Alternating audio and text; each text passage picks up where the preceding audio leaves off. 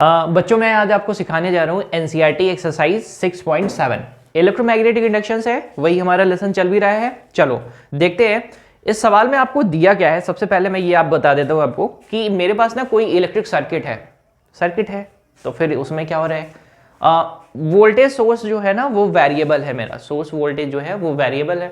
तो उसके वेरिएबल होने से क्या फायदा होगा, वेरिएबल होने से फायदा ये होगा कि करंट की वैल्यू को हम कम या ज्यादा कर पाएंगे।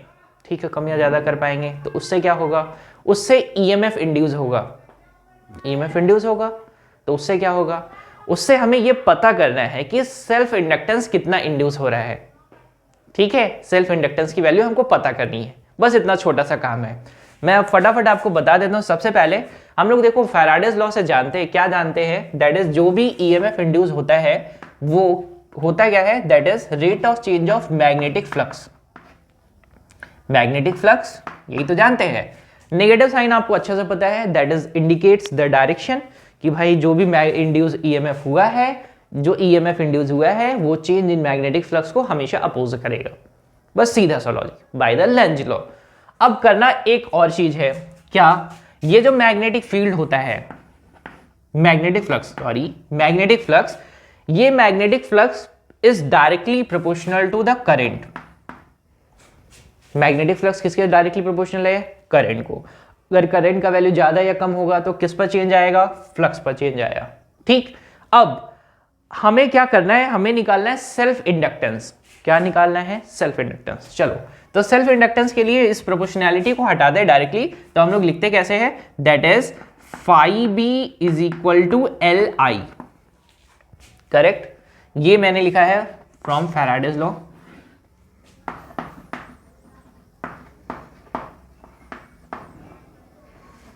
ये फैराडेज लॉ से मैंने लिखा है।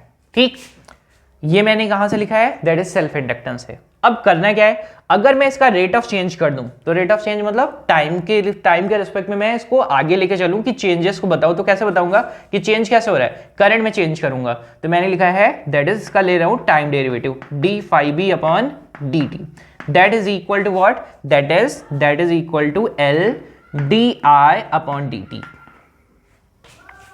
ठीक, अब करना क्या है, इस D phi B upon D T को हम जानते हैं, क्या जानते हैं, दैट इज ईएमएफ, और ईएमएफ यहां वाले नेगेटिव साइन को इधर लेकर चले जाते हैं, तो हम लोग लिखेंगे कैसे, दैट इज ईएमएफ माइनस का EMF equal to L D I upon D T. अब आ जाते हैं क्वेश्चन की तरफ। क्वेश्चन में क्या क्या गिवन है, सबसे पहले करंट का वैल्यू चेंज हो रहा है, कितने एम्पियर से, 5 एम्पियर से चेंज होते होते कितना हो जा रहा है, 0 हो जा रहा है। ठीक, कितने टाइम में हो रहा है, टाइम कितना ले रहा है, ये टाइम ले रहा है 0.1 सेकेंड। ठीक, ईएमएफ कितना इंड्यूस हो रहा है, ईएमएफ इंड्यूस हो रहा है 200 वोल्ट। निकालना क्या है, सेल्फ इंडक्टेंस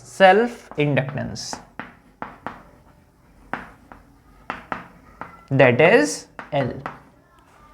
बस सारी वैल्यूज आपको पता है, change in current that is 5:0, यानी आप चेंज निकालोगे कैसे करोगे, I2 माइनस I1। तो मैं लिख देता हूं कि DI मतलब I2 माइनस I1। DT आपको दिया है कितना, 0.1 सेकेंड। तो फटाफट सेट करते हैं, तो मैं लिख रहा हूं दैट इज, माइनस साइन को इधर लेकर आते हैं। मैंने यहां पर माइनस लगाना नहीं है, ये मैंने माइनस यहां ऑलरेडी लगा रखा है। तो अभी क्या मिल जाएगा, इस साइड लेकर आएंगे तो माइनस में इधर कर दूंगा, minus L D I upon D T. Correct, minus L D आई मतलब चेंज इन करंट, कैसे लिखेंगे, final current minus initial current, upon क्या कर देंगे, टाइम कितना लग रहा है, 0.1 सेकेंड। ठीक, ईएमएफ का वैल्यू भी दे रखा है, कितना दे रखा है, दैट इज 200 वोल्ट। बस फटाफट सॉल्व करना है। अब क्या करेंगे, यहां से आपके पास कितना आ जाएगा, दैट इज माइनस का 5 आएगा, लेकिन माइनस माइनस मिलकर क्या हो जाएगा, प्लस। अब क्या करेंगे, इसको बस मल्टीप्लाई करेंगे, यहां से आपके पास हो जाएगा this is 20 divided by 5, that is equal to L, and L is equal to that is 4।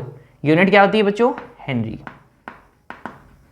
बस छोटा सा सवाल था, लेकिन लॉजिक क्या है, दैट इज आपको फैराडेज लॉ पता होना चाहिए और सेल्फ इंडक्टेंस के लिए फॉर्मूला। दैट इज कि भाई फ्लक्स जो होगा वो किस पर डिपेंड करता है, करंट पर। करंट चेंज होगी तो फ्लक्स चेंज होगा।